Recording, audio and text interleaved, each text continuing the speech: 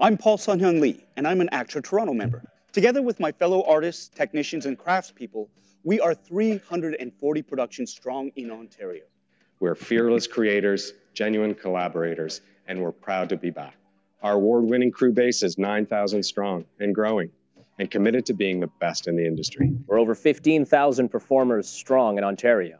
We're TV performers, film performers, voice and video game performers, stunt performers.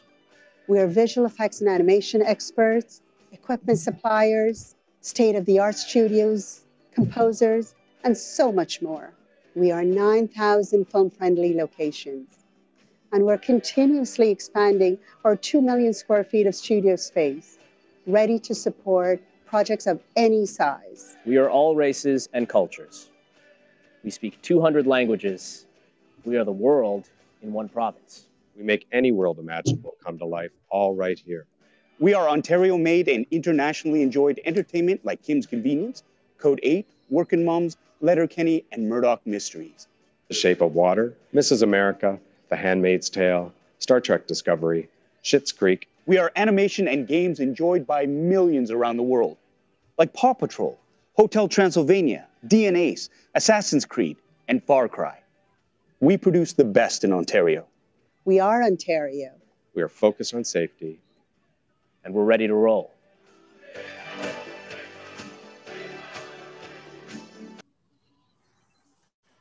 Thanks to Ontario Creates there for that, and welcome everybody to this KFTV talk. I am Chris Evans, the locations editor for KFTV. Today we have gathered some leading production experts to discuss all that Ontario has to offer as a filming location and their experiences filming there. Before we start, a few bits of housekeeping. I will moderate a 30-minute discussion with our panelists before we open it up to questions from you, our live audience. If you have a question, please use the Q&A button in Zoom. My colleague Jackie is helping to moderate today's panel. We'll try to get to as many questions as we can. Right, let me introduce you to our panelists. We have US TV director Carol Banker. Over her 30-year career, Carol has become a highly sought-after television director with a wealth of credits on critically acclaimed series, including The X-Files, Designated Survivor, Glee, The Magicians, Gotham, and Titans, where she also serves currently as producing director. We also have the Ontario Film Commissioner, Justin Cutler.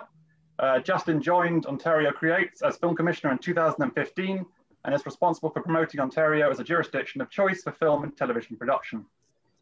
Justin's team facilitates capacity building opportunities like studio infrastructure expansion, workforce development, and environmental sustainability. We also have the producer, writer, director, Albert SHIN from Time Lapse Pictures.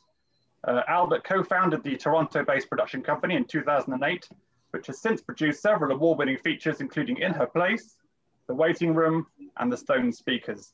He recently co-wrote and directed Disappearance at Clifton Hill and produced the Canada-Bosnia co-production, The White Fortress. And finally, we have supervising location manager, John RAKICH. John has been working as a location manager, location scout, and now as a supervising location manager for over 20 years all over Ontario, Canada. He has a wealth of experience working on features and TV series, including American Gods, The Dark Tower, Hannibal, and Apple's new series, C. So let's kick off with some questions.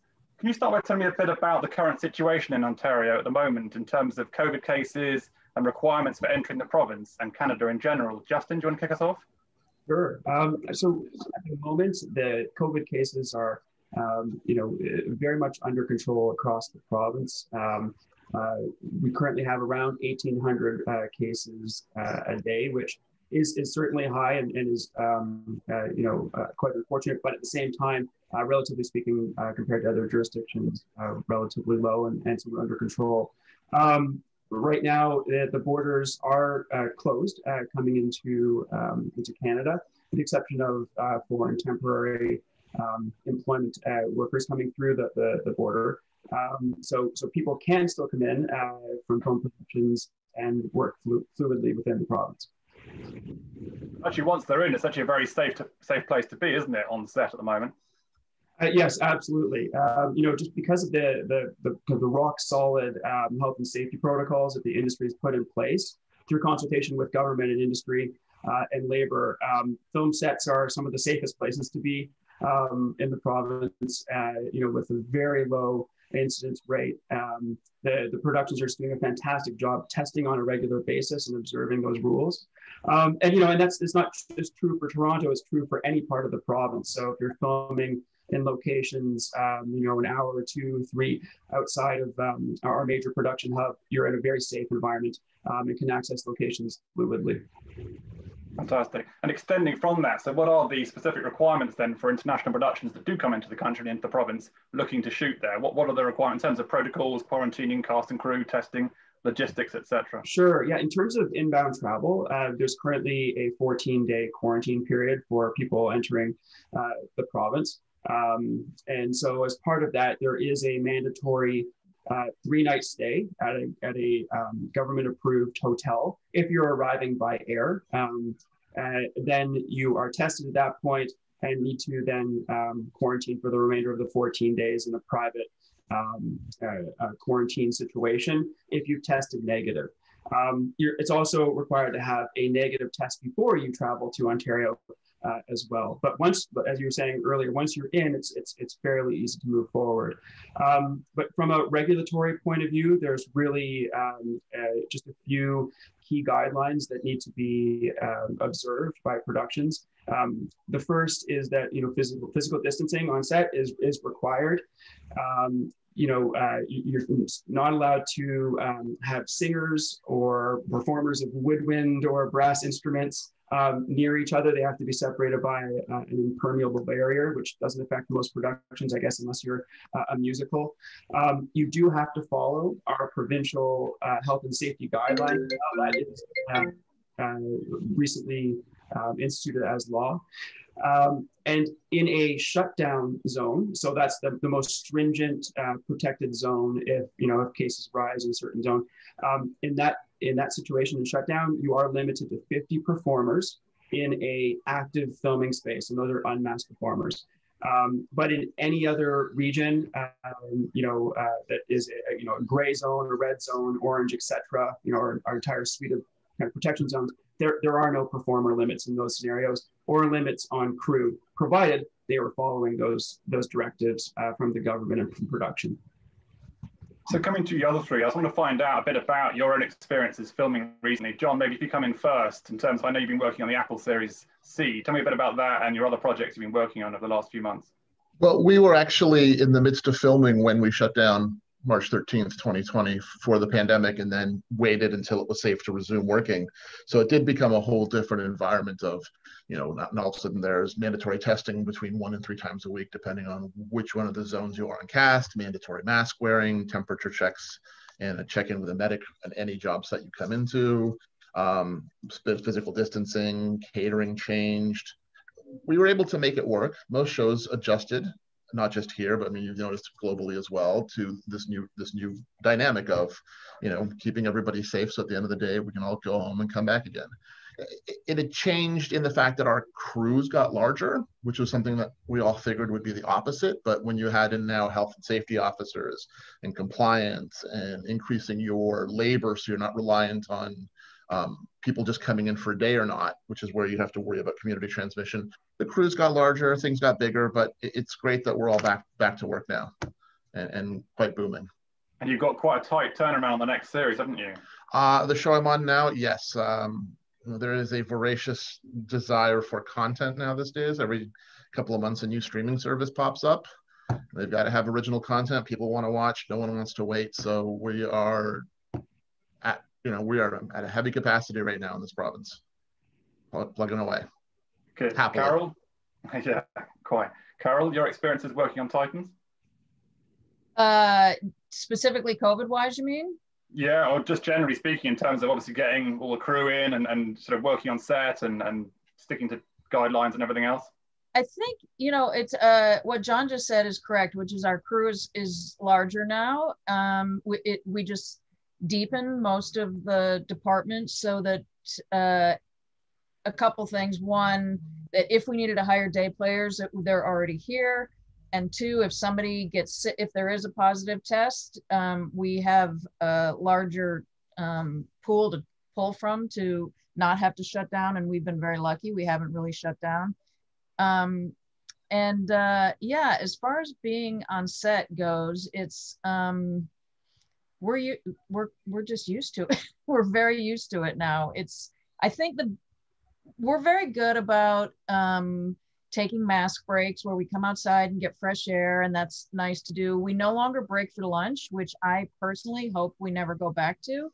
I think it's great for momentum. I love it. We do rolling lunches. And most people I talk to appreciate that. When I'm directing, I really don't break, but it doesn't bother me.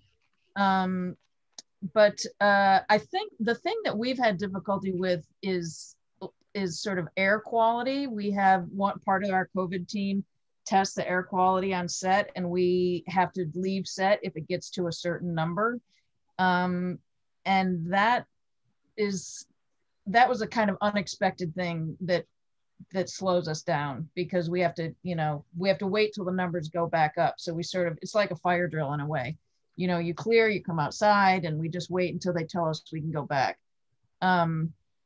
But other than that, I think he's right that Ontario is to capacity. It's actually very difficult to find people if we need people. We just needed some additional prop help, and we brought somebody in from Montreal because there's just nobody.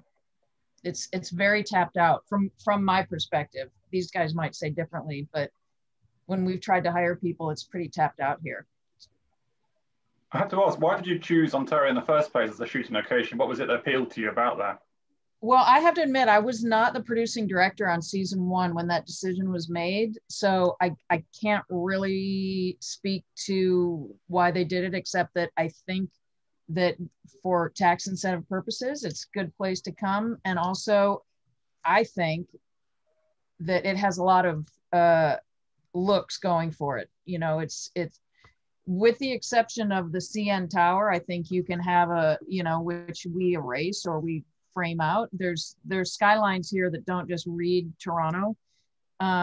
Season 1, it was kind of a road show, and it played for Detroit, and it played for a few places. Last season, it was set in San Francisco, and we played it for San Francisco. And this season, it's set in Gotham, and it's great for Gotham. And I'm sure we'll get to it, but there's another city near here called Hamilton that is a big place where we shoot, and it's great for Gotham. So the look is great. And as much as everybody doesn't like shooting here in the winter, I think it's really cinematic and beautiful. So I love shooting here in the winter. I think Carol raised some interesting points there. I think one of them in particular about the fact that Ontario does double for the US in a lot of shows, doesn't it, Justin? That's been the case for several projects. Yeah, absolutely. I mean, doubles well for the US and other locations worldwide. I think that a lot of folks in the industry come up for the Toronto Film Festival, and they see downtown Toronto, which can obviously double for any big American city. But beyond that, when you just drive half an hour outside of the city, you can get great American Midwest looks, prairie looks. There's some great small towns. I mean, if you think about both chapters of It, filmed in a town called Port Hope, and that was, like the perfect small town American look. And then if you go up north to Northern Ontario, where there's also a very strong domestic film industry, you can get, forest looks, mountainous regions, dedicated snow, which for some productions really is quite required. If you're making big budget decisions around weather, we can deliver that over the winter months. And what's great about that also is that there's infrastructure in all of those places. Not every place will have a lot of crew, but there's a great film office in each one of those regions that understands the film guidelines and how to welcome productions to their community. So I think that kind of plays well as an advantage for producers. Fantastic. Albert, do you want to come in there in terms of your experiences filming like the White Fortress? Sure. So the White Fortress was actually shot in Bosnia. However, we did all our post in Ontario, and so I can speak a little bit towards that. Especially, all the post was pretty much done during COVID as well, and I can just speak to sort of the post facilities here in terms of facilitating, picture, but also sound. All our actors were in Europe and having to coordinate, additional photography or ADR and anything else. And, the facilities here are pretty top notch. And I think because we're so used to sort of working with producers in LA or anything else anyway. Just, it was very, very much, there wasn't really much of a learning curve instead of kind of continuing the machine and being able to kind of make deadlines and make people feel comfortable. Because obviously when, when you're trying to mix virtually or you're trying to, direct ADR virtually, it's done. I mean, it was done before COVID, but, just, especially in the feature film space, it really wasn't. And so there was a bit of a worry there, but, it actually turned out to be really great because, everybody was all over the place. And for a small budget film like ours, we were actually able to save quite a bit of money and still get the result that we wanted. Fantastic. And John, how have your experiences been in terms of pre and during COVID and dealing with international producers looking to come and work here in the studios? I mean, what's your relationship been like with them and what requirements have they had pre and during? I mean, it hasn't changed too much from pre to prior. I mean, it was just an adaptation of the policies, which didn't really change fundamentally, how we film. It's changed to things like, scouting. We don't go all in a big vehicle anymore. A lot of it's done digitally or remotely, or in the case of the show, we do a lot of self-driving. The great thing about this industry is it's designed to adapt. It adapts always from its conception, from when sound came into color, and even this, we'll always adapt and figure out a way forward. But to pivot back to what Justin said, I mean, like, producers come up here because you get a plethora of looks. In Toronto alone, which is the 5th largest city in North America, you drive 10 minutes in any direction and the city changes architecturally, look-wise. So it's helpful to shows that are coming up here to not just get one look, but to get a multiple of them. I mean, we do Northeast very well, but we can do San Francisco. We've done, the beaches of Normandy. We've done a little bit of everything. And Carol, have you mixed up locations with sets, with studio stuff as well? We do, yeah. We're relatively heavy location show. I like being on location. Way prefer it to being on set. And yeah, we do. And we've been in the same. We're in proper stage space here that we've been in all 3 seasons, and it's great. It's very handy. And a thing that I should have actually mentioned with COVID that has changed, and it's certainly changed with how we film and location scout and stuff, is that we don't do company moves in the middle of a shoot day. So all we can do is what you call a cart push. And so you just like most things, sometimes it makes you be more creative and come up with better, interesting ideas to solve that. But it also sometimes creates on your schedule a day that is just not a full day because there's nothing else to do in that day. You just can't, so scheduling, I think, is a bigger challenge because of that.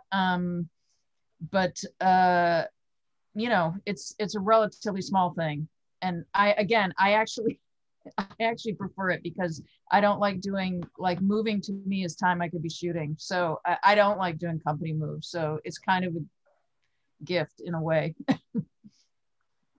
And Albert, I know you've worked on projects a lot in the region. So tell me a bit about some of your experiences in terms of doubling for the locations and what it's been like filming around Ontario.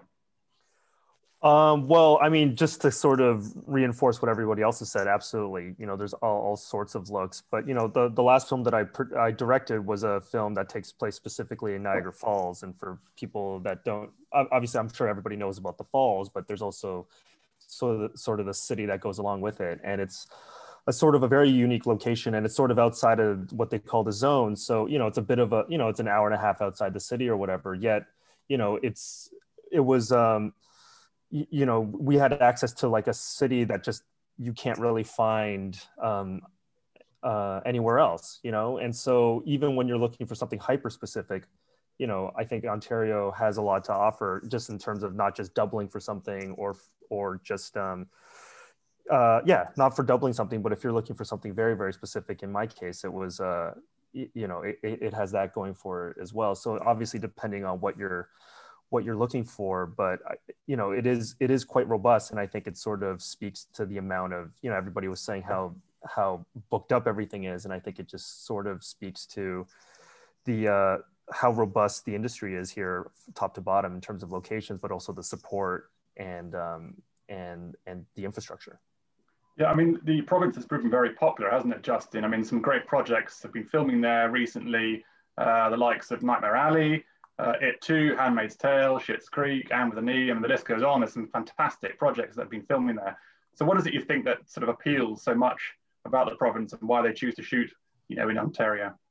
Yeah, I mean, I think there's 5 reasons, and I think Carol touched on one of the most important, which is the financial incentives. Our incentives are quite competitive and, more importantly, stable, so that producers can really bank on our incentives being there when they need it.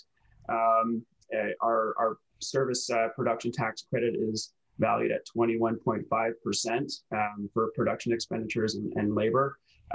And there is no annual cap or sunset clause on that.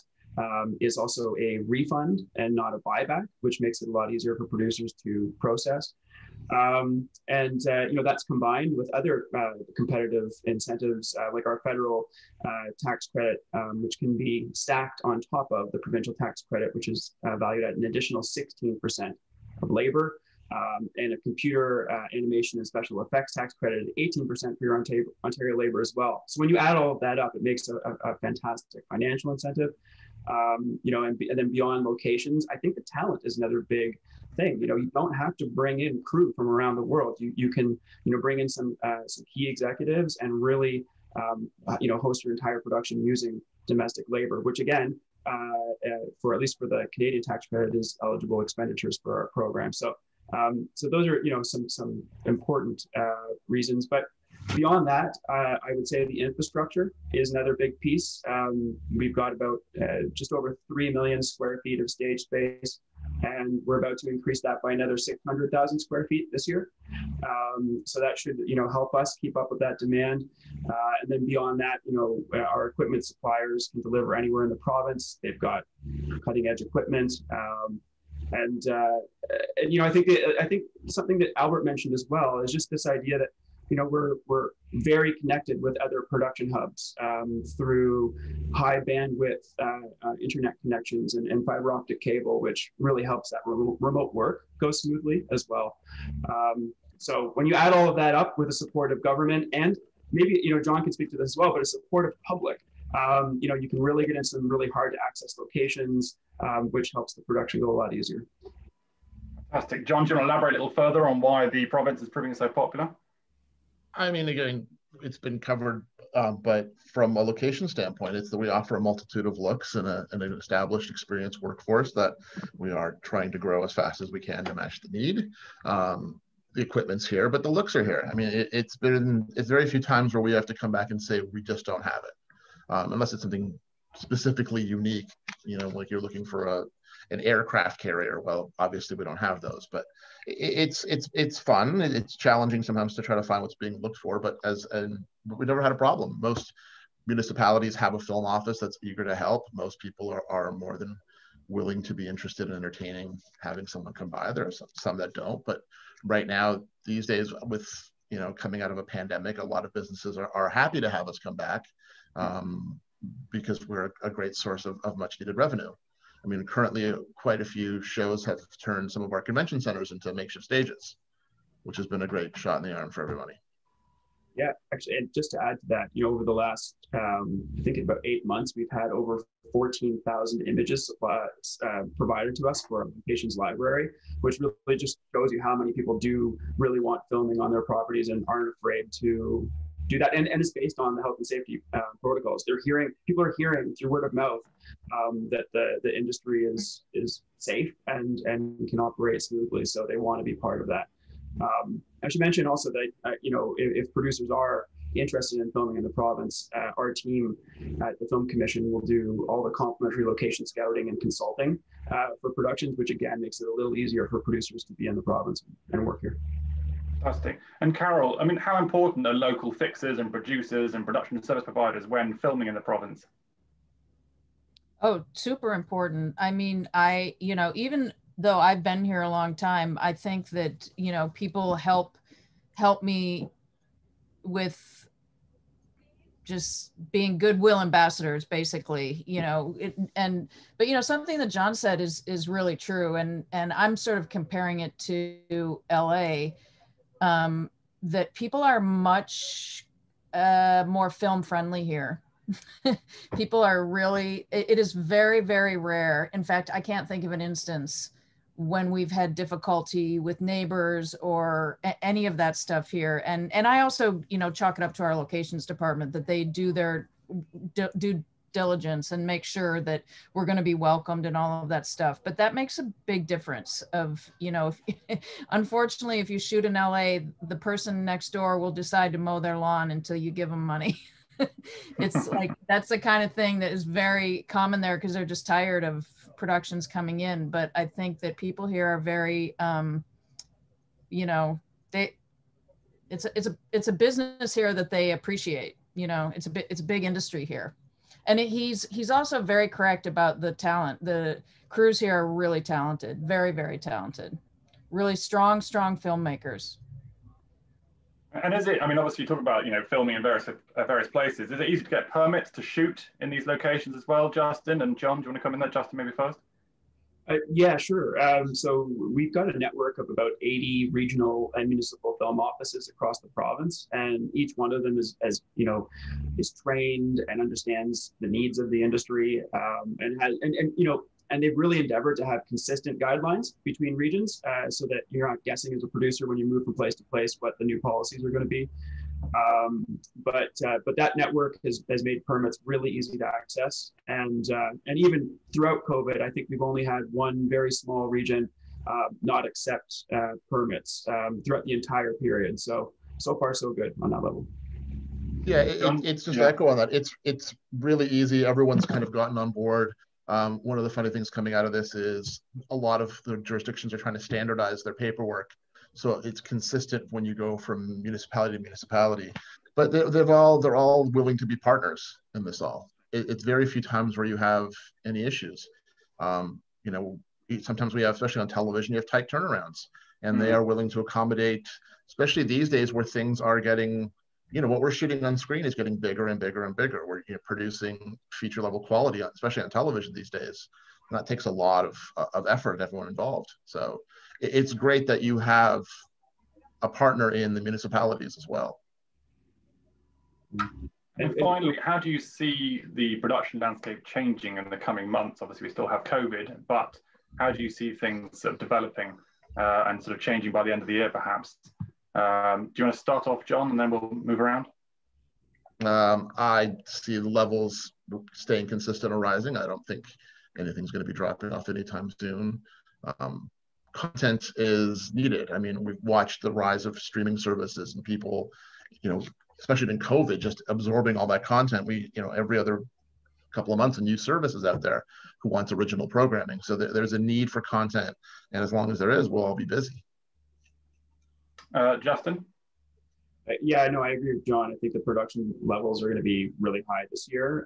We ended up having a record-breaking fall when we returned from COVID, and that demand has not decreased. But I will say, you know, as we are talking about things being very busy at the moment, you know, we definitely still have stage space availability, crew availability later in the year. So that's, you know, we don't want people to write us off completely. But at the same time, what we're trying to do though is be very realistic with producers. So our team endeavors to get as much information from producers as possible to set realistic expectations. The last thing we want to do is overpromise to a producer that they can do what they want to do and fail at that. So I think that having more stage space come online is going to really help with that.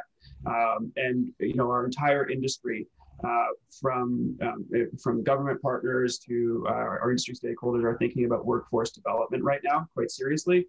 You know, not just getting people into the ranks, but also elevating people through mid-career to the higher levels of their career, and thinking about that from a diverse and inclusive lens too. So we're doing a lot of work on that front, which should help us grow our capacity for future years. Just quickly on the stage construction point, what's, you know, where are we at with that in terms of new studios being built across the province? So we currently have about 3.2 million square feet. We've got an additional 600,000 square feet coming online this year across 5 facilities. And we're expecting that to increase over 1 million square feet in 2 years across a number of other facilities that are currently under development. So, so a lot. And some of it is purpose-built and others are high-quality conversions. Fantastic. Albert, do you want to come in there in terms of your thoughts on the landscape?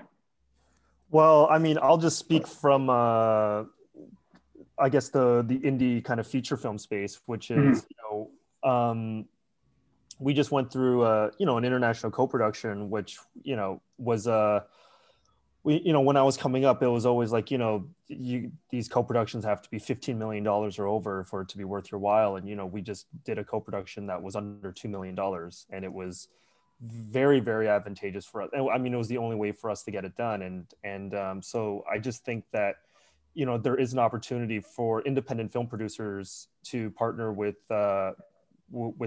producers in Ontario who are very, very experienced in putting these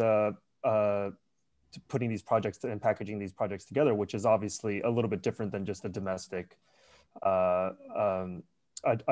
project. But it just, I think, opens up avenues, and it just opens up the landscape. And I think, you know, especially nowadays where the world is getting much smaller, I think it's sort of the next evolution in all these kind of producers, especially independent producers in Ontario, that are really, really looking to partner with people abroad and kind of broaden the scope of storytelling. So you know, I think that's very, very much what we're looking for. Okay. And finally, Carol, before we turn to questions from the audience.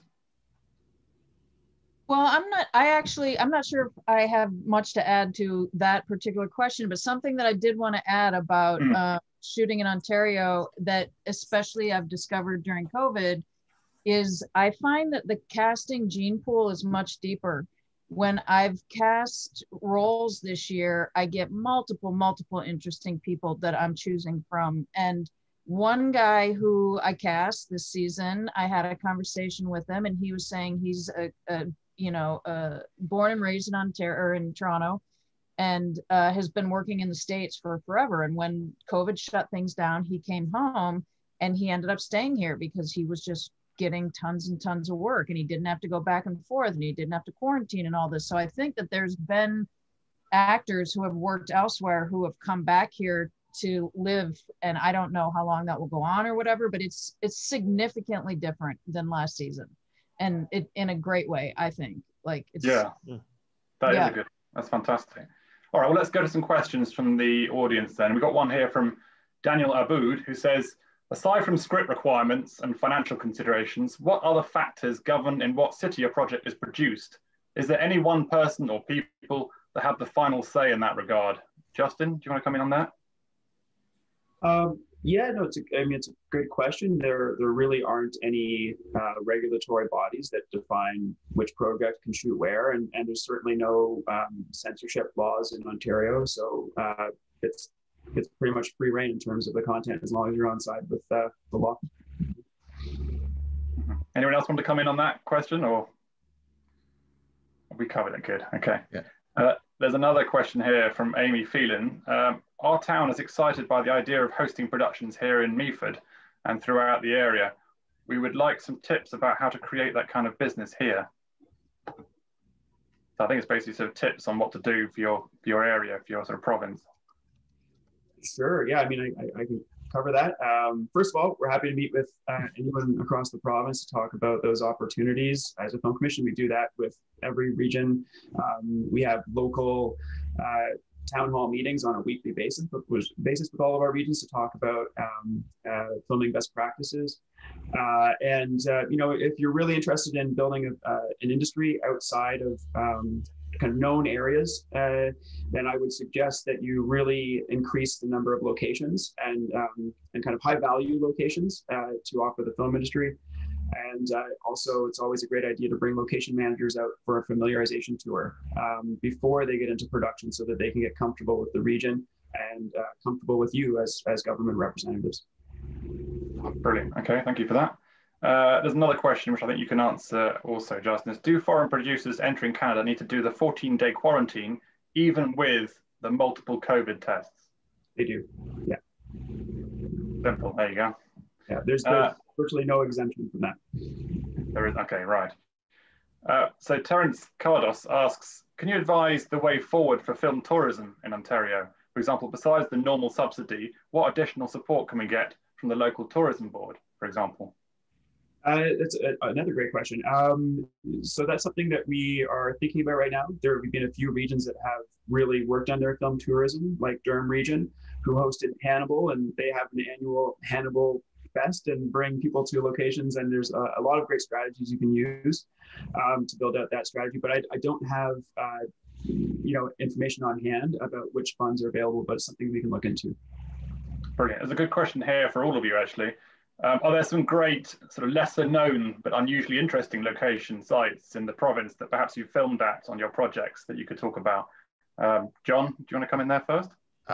I could spend about a couple of days going through that one. Perfect. It really depends on what you're looking for. Every project is a little different, so it's also perspective is what would be unique or different.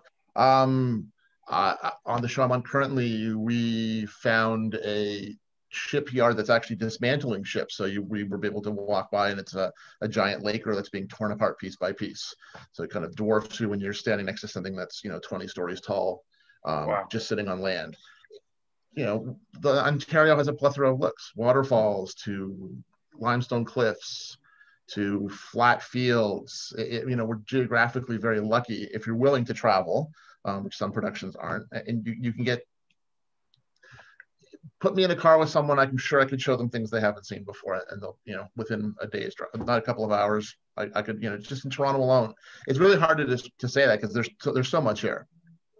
Are there lots of alternative locations, like alternative studio spaces, for example, that people can use, whether it be, I don't know, like an old airport or a bus shelter or a warehouse or a factory that can be converted quite easily in the province for projects? John, sorry, just to elaborate a bit further on what you're saying. Yeah, there are actually. I mean, we're slowly converting more. Some of our stakeholders are doing conversions, but there's some vacancy in real estate where if you're willing to put in a little bit of sweat equity, you can convert it into a temporary stage. Fantastic. Carol, do you want to come in there in terms of the locations you've been filming at, some of the more unusual ones, perhaps? Yeah, for one thing, if you haven't been here, what you may or may not know is that the Great Lakes are in fact great. That you cannot see across it. It looks like an ocean. It reads like an ocean. In addition to that, there are small lakes around. There's that kind of thing.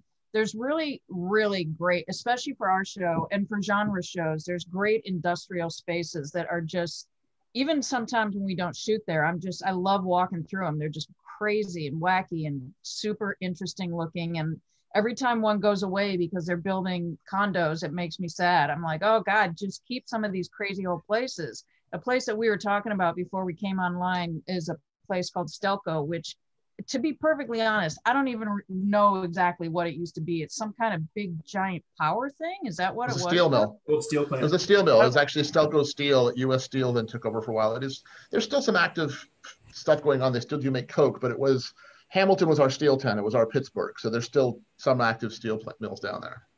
Yeah, and that's a perfect example of, like, Hamilton is a very industrial looking town and Toronto is very European. For somebody coming from LA, it feels very European. So every neighborhood has a small market, has a small butcher and all that stuff. So you can get those kind of various feels quite easily here, even though they're not unusual. They're sort of ready to go. Fantastic. And Albert, do you want to come in there as well with some of the locations that you filmed at? Well, I guess I'll just reiterate, Niagara Falls. I just shot there a couple of years ago for my last feature, and it's very much, a one-of-a-kind kind of place. And obviously, it probably doesn't work for everything, but I think, like I said before, just if you're willing to look, there is specificity as well, not just sort of broad stroke things. So it's yeah. And was it straightforward to shoot there at the falls? There was there was a lot of components to shooting there because it's obviously a very big tourist town, but so there was a lot of places that we wanted access to that was very specific and very highly sort of regulated, that that they were very, very open to us filming, and it was just sort of a permit and permission process. And it was also the locals themselves. You know, we got into some very specific kind of locations and diners and things like that that are very kind of like Niagara Falls lore. And yeah, it was actually very kind of a smooth process. Even the falls themselves, they have a wonderful parks commission that runs the whole gamut. And I've actually shot adjacent to the falls. And one of the unique things is they have the remnants of an old Westinghouse power plant, part of the original system that Tesla helped design, that you can actually go film inside of. Wow. Chris, I have one other thing actually that's Toronto is that there's a lot of really great graffiti here, that a lot of places, beautiful stuff, and a lot of places you have to get permission from the artist, right? Whose work it is. And I've had so many problems in other cities where we cannot get the permission, and we often, almost always, get the permission here from the artist. So you don't have to cover up this great looking urban sort of thing. It's just right there and ready to go. Fantastic. Sounds great. Right, let's go to another question. We've got one here from Bruce Tennell, who says, how have each of you managed the COVID compliance piece? I know you've touched on it before, but have you simply added it to your existing health and safety portfolio, or has it been dealt with in a completely different department? John, you're sort of nodding your head there. Do you want to go? Yeah, in most cases, it's a completely different department.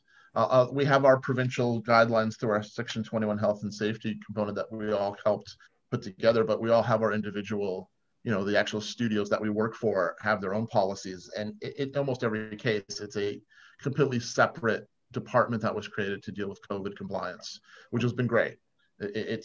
That's their job. That's all they have to do. It's not parceled out to somebody else's already full workload. Carol, do you want to come in there? Well, we happen to have a really good COVID team here, and it took a little bit of finessing to get to where we're at, but it's nice to have somebody who keeps us from having to self-police. So it's just their job to do, and our team, I think, is very, very good about doing it kind of gently reminding us without sort of wagging their finger at us, to just, because filmmaking is collaborative. We're very used to sort of being right next to each other and all of that stuff, and even scouting. And they're very good about just reminding us to, be a part and stuff like that. And I agree with John that it's nice that it's its own department and they kind of deal with that stuff and we comply. And you have to keep in mind, here in every jurisdiction, these are departments that didn't exist. We didn't just pick up a phone and call. We had to create them from scratch in a very quick time, from when most of us were allowed to come back to work to when we were rolling. It was again proves that this industry is great at adapting to things, that we created this whole new protocol system within weeks, and it's been working perfect. So is it sometimes a combination, though, of the sort of province's requirements with the production zone specifications and requirements? Do you find that's often a mix of the two? It's also studio requirements. Like we test more than I think other shows here, because it's partly Warner Brothers protocols. Yeah, they were designed to stack on to one another in a harmonious way. There's no conflict with them. It's intentionally, when everyone spent the time putting them together, it was that one kind of laid on top of the other. And it's very consistent with what other jurisdictions currently. Yeah. And the studios, I mean, again, we've had no problems, which has been great. Justin, you want to come in there? Yeah. Yeah, I would just add, when we were designing those health and safety guidelines, the committee that does that is not just representative of Ontario producers and unions. It includes all of the studios and labor representatives from the United States, so that we could have that harmonious launch. And our guidelines were one of the first sets of guidelines to be established within Canada, and so they've now been adopted in other regions as well. But it was very much a collaborative effort to make sure that those were agreed upon by everyone before we started up. And have you found generally the crew have been quite receptive to these requirements, like no sort of backlash or issues on set or anything? John, you're shaking your head now. No, I mean, we all got used to it. This is what we had to do to get back to work, to get food on the table, to do what we do. So some people might have had some issues in the beginning, but you learn to adapt.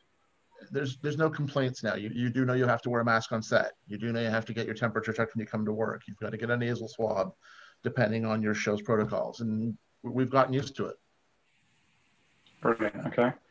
There's another question here. Are there location and crew libraries available anywhere? Justin, I imagine you can probably answer that one.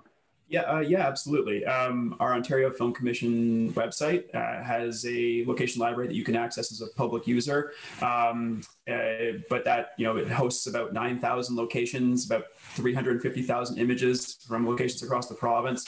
And if you need help building that image package, then our team comes on board, and we can take a script, a lookbook, or a treatment from you, and use a locations manager from the Directors Guild of Canada's Ontario chapter to build that up for you within about 3 days. So feel free to reach out to us for that assistance. And Chris, going back to what you were saying earlier, like how we're embedding these health and safety guidelines and new models into our communication tools. We have a COVID response page on our website. And you can access that by going to ONTarioReadyToRoll.ca, and it has all of the current guidelines and regulatory requirements.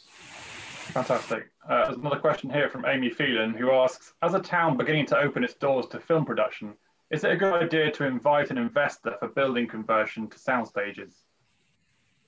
John or Justin, maybe? Do you want to comment on that one? Or Albert, if you wanted to? Yeah, I mean, I think that before you, I think, go down the road too far of thinking about what spaces might work, we do have a few documents that can help you understand what specs are required for those spaces and how conversions could work, and some of the costing models for that. So feel free to reach out to us maybe before reaching out to real estate brokers or developers or operators. But we can also put you in contact with those folks as well. Fantastic. Actually, Albert, there's a good question here for you. There's someone asking about co-productions and how there have been lots of them, and how do they work in practice between Canada and other countries. I know obviously you mentioned before about your project with Bosnia-Herzegovina. Do you want to talk a bit about that perhaps, and how that's worked in practice? Sure. So just on the Canadian side of things, Canada has, I think, probably one of the most number of kind of treated co-productions with any country in the world. I think we have, I don't want to speak out of turn, but it's like, it's a lot. It's like dozens and dozens, just about every country. So every treaty has sort of its own kind of rules and regulations, but from the Canadian side of things, there's a co-production office that we work in tandem with, just in terms of making sure we partner with the right producer in whatever country that we're looking at. And it really becomes, the two countries kind of creating a dialogue and a channel of communication to be able to put the co-production together. So for us, because of the Canadian side, we do so many co-productions, it's actually a very open and line of communication. And then for us, we were doing a co-production with Bosnia, which, Canada has never done a co-production with Bosnia. So there was a little bit of a learn curve. And I think behind the scenes, there was a lot of sort of things that we had to get straight on the Bosnian side, just to comply with the Canadian side and vice versa. But I think because we had such an experienced co-production office here in Canada, they were able to kind of work through the problems and kind of bring the Bosnian side up to speed. And it was actually a very kind of smooth collaboration because of that. And I think if it was not that, there was a nightmare scenario that we were looking at, which was, just trying to, the language barrier, the time barrier, there's all sorts of things, the two different sets of lawyers, two different sort of protocols, two different sorts of everything. And it is a lot to kind of go through, especially if you haven't before. And so I think having a very experienced co-production office, which Canada does have, that any producer can connect with, like any Canadian producer can connect with, it was very, very helpful. And I think it blended itself well for us, and I think for any future productions. Fantastic. Carol, do you want to come in there in terms of your experience as a US director and producer coming into Canada and shooting and working with local producers? Sure.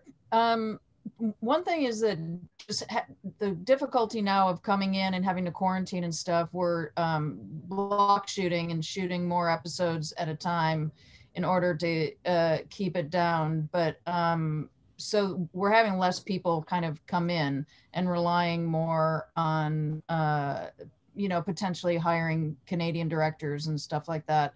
But the producers here, they they know so much stuff that I don't know, so I rely on them so much. You know, I'm the creative producer, so I'm like always learning about, like, I've learned a lot on this Zoom, as a matter of fact. But yeah, the producers here, they're local. They just, you know,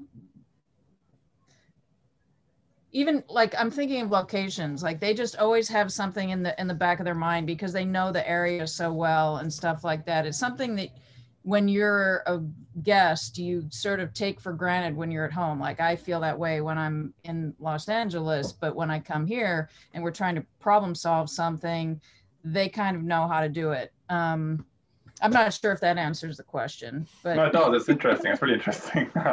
And John, I was going to ask you actually also, having worked with obviously the streaming giants and studios and whatnot, how have your experiences differed depending on the production company involved? Like, is it dramatically different in the way they work and the requirements and how they shoot and everything else? I mean, not too much. I mean, things have changed over the last few years, and you know, digital becoming more popular and large format cameras requiring bigger, more expensive sets. But everyone seems to follow the same standard. I mean, there hasn't been a radical shift in time. It's just we follow the trends that everyone globally is following, especially, you know, our friends to the south and the studio system and what their expectations are with green screen and drones and equipment. And that's all stuff that we're able to do up here. Fantastic. There's one more question here. So actually, this is to you, Albert, following up. Is the co-production office you mentioned a film commission department? No, it's actually through Telefilm Canada. So I don't, Justin, you can speak to, like, I don't guess you don't have any sort of overlap with the co-production office, do you? Not directly, it's a federal agency, but but we work very closely because there is an Ontario Film Fund, and we, you know, do try to harmonize funds when possible and such. But I think everything you said, Albert, kind of covered it. Like, they've got a great office. I think they have 52 co-production treaties with countries worldwide, and it's they're quite experienced. Yeah, they're very experienced. So the way to access it would generally be, you know, through, you know, we found our partners, all our potential co-production partners, you know, through markets and things when people still got together before pre-COVID, you know, at EFM or CAN or AFM and things like that, where you get to meet sort of international producers and people trying to put projects together that may be a potential fit with Ontario or with Canada. And so that's how this one came about that we did. And hopefully those kinds of opportunities, I mean, I'm sure they're happening virtually right now, but once hopefully we're past this pandemic, I'm sure there'll be, hopefully there are a plethora of projects that could use Ontario's potential partnership. Fantastic. And finally, do you see production levels increasing back up to the same sort of level as before pre-COVID? Justin, are you getting a lot of interest from international producers calling up and looking to shoot in the province? Yeah, absolutely. I mean, we're actually already back up to our regular volume and exceeding that for the winter season. So we're expecting a busy 2021. John, that must be the case for you too, right? You're getting a lot of phone calls from people wanting to work in the province. The volume, if you were to look at not the calendar, you'd think it was summer based on how busy it is right now. So it's going to be another busy year. Brilliant. All right. Well, listen, thank you so much, guys. Thanks to our speakers and the sponsor, Ontario Creates, and of course, you guys for watching at home. Thank you very much. Thank you. Thanks, guys. Thank you.